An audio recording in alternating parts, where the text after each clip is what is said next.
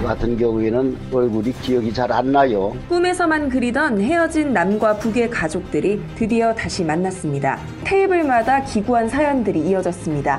너 2살, 나 4살 때 헤어진 거야. 아이고, 아, 구순의 어머니가 칠순의 아들 안아주는 모습도 그랬고요. 또 사진이 다 너덜너덜해졌어요.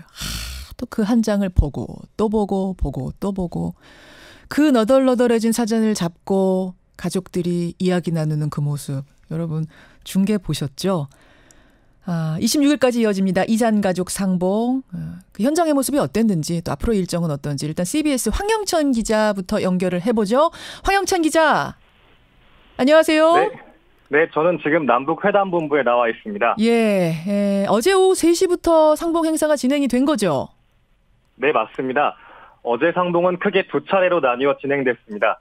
먼저 오후 3시 단체 상봉 형식으로 남북의 이산 가족들은 처음 얼굴을 맞댔습니다. 65년의 시간을 거슬러 첫눈에 알아보고 꼭 껴안는 가족들도 있었고 옛날 사진을 본 뒤에야 서로가 피부치임을 확신하고 눈물을 쏟아낸 가족들도 있었습니다. 이후 저녁 7시에는 북측이 주최한 만찬 행사를 통해 가족들이 다시 한번 만났습니다. 기력이 부족해 젓가락질을 못하는 어머니에게 음식을 먹여주기도 했고 가족들은 북한의 명물이죠. 인삼주나 대동강 맥주도 한 잔씩 나눌 수 있었습니다.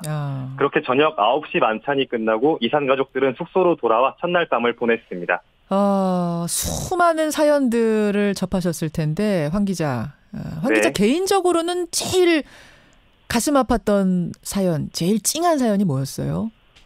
서두에도 언급하셨지만 90살 몸을 안아주는 70살 아들의 그 사연이죠. 피난길에 놓쳐버린 4살 아들과 만나게 된 92살 이금섬 할머니 사연입니다. 그러니까 4살 아들 손을 잡고 피난 가다가 그쵸. 그 손을 놓쳐가지고 생이별을 하게 된 거지. 그렇죠. 전쟁통에 업고 있던 딸만 남쪽으로 데려왔고 아들과는 이 생리별을 하게 돼버린 겁니다. 어제 할머니는 테이블에 앉아있는 아들을 보자마자 이름을 부르며 온몸으로 끌어안았습니다. 잠깐 들어보시죠.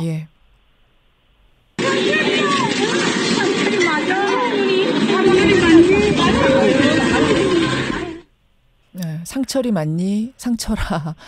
아이고 4살 때 헤어진 그 아들이 지금 칠순이 돼가지고 나타난 거잖아요. 그렇죠. 이제 71살이 된 아들 이상철 씨는 어머니를 부여잡고 펑펑 눈물을 쏟아냈는데요. 어머니와 아들은 맞잡은 서로의 손을 놓아주지 않았습니다. 그래요. 또 89살 유관식 할아버지는 이번에 태어난지도 몰랐던 자신의 딸을 만났습니다. 중공군이 몰려온다는 소식에 일주일만 고향을 떠나 있겠다며 집을 나선 게 67년이 지났습니다. 그때 헤어졌던 부인이 자신의 딸을 임신하고 있던 겁니다.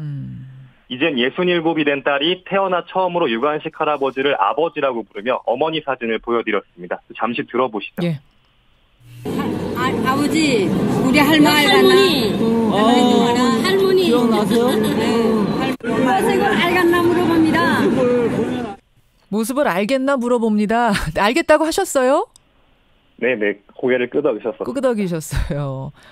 그래요. 이렇게 하나하나 사연이 다 있습니다. 눈물 없이 들을 수 있는 사연이 없던데 2박 3일 일정이니까 1차 상봉, 그러니까 남측 가족들이 요청해서 만나는 상봉, 1차 상봉은 내일까지인 거죠? 네. 어떻게 이루어집니까?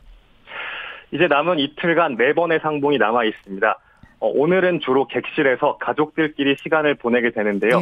오늘 오전 10시부터 숙소에서 가족들끼리 개별 상봉이 진행되고 점심 식사도 역대 처음으로 가족끼리 객실에서 먹게 됩니다. 이후 오후 3시부터 다시 2시간가량 단체 상봉을 진행한 뒤 오늘 일정을 마무리합니다. 마지막 날인 내일도 다 같이 점심 식사를 먹으며 작별 상봉을 진행하고 그 뒤 우리 측 가족들은 버스에 올라타 돌아오게 됩니다. 황 기자는 사실은 이제 젊은 기자잖아요. 네, 맞습니다. 이런 이산 상봉의 모습을 직접 보니까 어때요? 사실 저한테도 처음 경험이고 뭉클함이 많이 들고요. 제가 어떻게 감히 한마디 좀 보태기 어려웠습니다. 65년 넘게 가족들을 볼 수 없다가 다시 이렇게 만나게 된다는 것은 상상하기 어려운 기분인데요. 특히 그 꽉 잡은 두 손이 붉게 아릴 정도로 놓지 않는 모습은 많이 절 울컥하게 만들었습니다. 그래요. 고생하십시오. 황 기자 고맙습니다. 고맙습니다. CBS 황영찬 기자를 먼저 만나봤습니다. 찡하네요.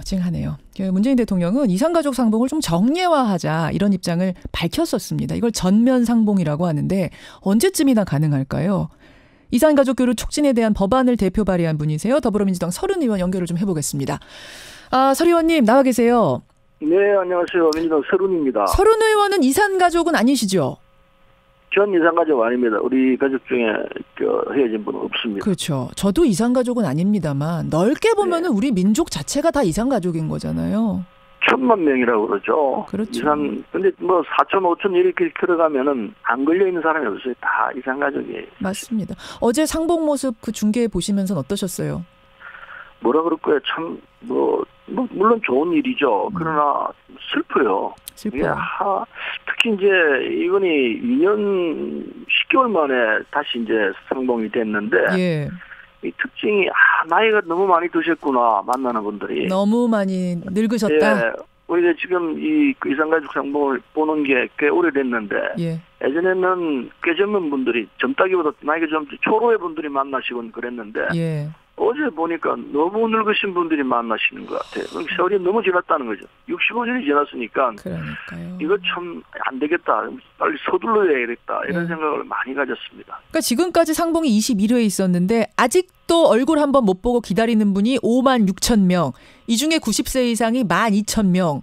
90세 이상 12,000명. 이분들을 어떻게 하나 싶은데 그래서 얘기하고 있는 게 지금 서신교환, 화상상봉, 전면상봉 이런 얘기는 나오긴 하는데 왜 안 되는 거예요? 그게 이제 상대가 있으니까요. 북측에서 이 부분에 대해서 적극적이지 않죠. 여러 가지 이유가 있는 것 같아요. 예. 이게 우리로서는 금방 할 수 있는 일이 아니냐.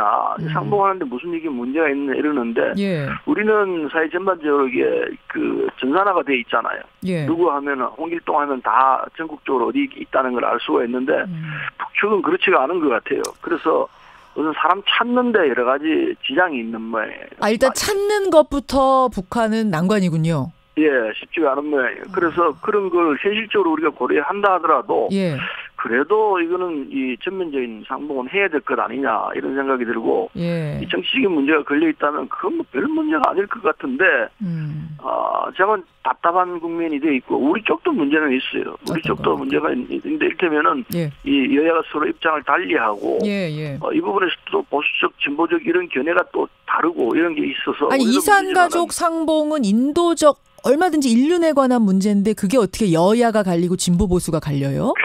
좀 차이가 있는 것 같아요. 어떤 식으로 차이가 있습니까? 예를 들어서 이번에 우리 이 14선언을 했지 않습니까? 예. 14 판문점. 14선 했지 않습니까? 예. 이걸 그러면은 국회에서 전면적으로 비준 동의를 해줘야 되는데 이거 잘 안 하려고 그러거든요. 판문점 선언 비준 동의 같은 거. 예. 이 비준 동의를 하게 되면은 이 9월 중순에 있게 될 남북 이 정상회담에서 예. 우리 쪽에서는 더 힘을 내고 힘을 받아서 남북관계 교류라든지 이런 상봉 문제라든지 이게 속도를 낼 수 있다고 보는데 그게 잘 안 되니까 우리 쪽에서 땡긴다는 이 발목 잡는 부분이 있다고 쪽에서 판단을 하고 있죠. 그래요. 그런 등등들이 좋은 쪽으로 가지 않고 안 좋은 쪽으로 가는 상황이 있기 때문에 예. 어쨌든 이 상봉 문제는 북쪽이 마음을 터놓고 해야 되는데 예. 실제로 이 상설 면허소가 설치되어 있습니다. 있어요? 이산가족 상설 면허소 돼 있죠. 이게 6.15 선언할 때 또 14선언 이게 2007년 김대중 노무현 대통령이 다 해놓은 거이거든요. 남북이 합의해가지고. 장소는 있는데 거기를 사람들이 찾아가서 만날 수만 없는 거군요. 그렇죠. 금강산 면허소 지금 만나고 있는 금강산 면허소가 이게 상설로 하도록 만들어 놓은 장소인데 예. 그게 제 역할을 제대로 못 하고 있는 거죠. 이게 좀 안타깝습니다. 정말 안타깝습니다. 너무 안타까워요. 서른 의원이 발의하시는 그 법안은 뭐예요? 이산가족 관련된 건? 그건요, 이산가족을, 이 3년마다 계획을 수립해가지고, 예. 생사 확인하고 교류 촉진 이걸 하도록 이렇게 돼 있는데, 예. 그게 이제 3년마다 할 건 뭐냐, 매년 이걸 계획을 세워가지고 시행 계획을 보고를 하고, 그리고 실제로 계획이 되고 있는지 등등을 따져보겠다. 이런 취지에서 3년씩 하도록 돼 있던 걸 매년 해라. 이렇게 좀 고쳐놓은 건데, 예. 문제는 이게 교류가 안 되고 있으니까, 이 법이 작동이 안 되고 있는 현실이죠. 더군다나 지금 국회에 묶여 있어요. 야당이 이 부분에 협조를 안 하고 지난번에 전면 보이콧을 했지 않습니까? 예. 국회가 완전히 정지되는 동에 묶여 있어요. 그렇군요. 자, 뒤로 밀리고 뭐. 네, 외통위 전체 회의에서는 상정이 된 상태인데 알겠습니다. 그 다음 단계로 진행이 안 되고 있습니다. 아무쪼록 보고 싶을 때 가족 얼굴 보는 거 그거 어떻게 보면 너무나 당연한 건데 이 지극히 당연한 것 하나도 우리가 해주지 못하고 있구나 생각하니까 정말 마음이 아프고요. 예. 서 의원님. 죄송합니다. 예. 죄송. 정치권 책임이라고 생각할 수밖에 정치권의 없습니다. 그래요. 정치권 책임도 사실 있죠. 예, 더 노력해 주시고요. 네. 뭐 끝으로 하나 이번 주 25일에 민주당 당대표 최고위원 선출하는 전당대회 열리는데 최고위원 도전하시더라고요, 서른 의원님. 네, 최고위원 출마를 했습니다. 예, 8명 후보 나선 중에 3명 탈락, 5명 선출. 분위기는 어떻습니까? 분위기는 저 지금으로 지금 돌고 있는데 지금 사실 여기 전남에 와 있습니다. 전남에 전화로 지금 말씀을 드리는데 예. 분위기는 뭐 좋은 것 같아요. 저한테 좋다는 의미입니다. 그리고 우리 대의원들이 참 열심으로 이동은 톡스에도 우리 대의원들이 적극적으로 참여해서 할 것 같은데 아마 좋은 성적이 있을 거라고 저는 생각합니다. 이왕이면 1등했다 이 소리를 좀 듣고 싶어요. 그래. 아니 하여튼 저는 뭐 최고위원 되시는 거지만 지금 법안 내놓은 이산가족 법안 요것 좀 힘받아서 꼭 잘 처리하셨으면 좋겠다. 이 당부를 오늘 아침에는 꼭 드리고 싶습니다. 예. 제가 이제 남북경협 특별위원회도 돼 있고 하기 때문에 제가 우리 당 최고위원에 선출되면 꼭 이 남북관계 일에 매진할 생각입니다. 알겠습니다. 좋은 결과가 나올 수 있게 되길 기대합니다. 꼭 부탁드리겠습니다. 인도적 차원의 이 문제 우리가 모두 관심 가져야겠습니다. 고맙습니다. 감사합니다. 민주당 서른 의원이었습니다.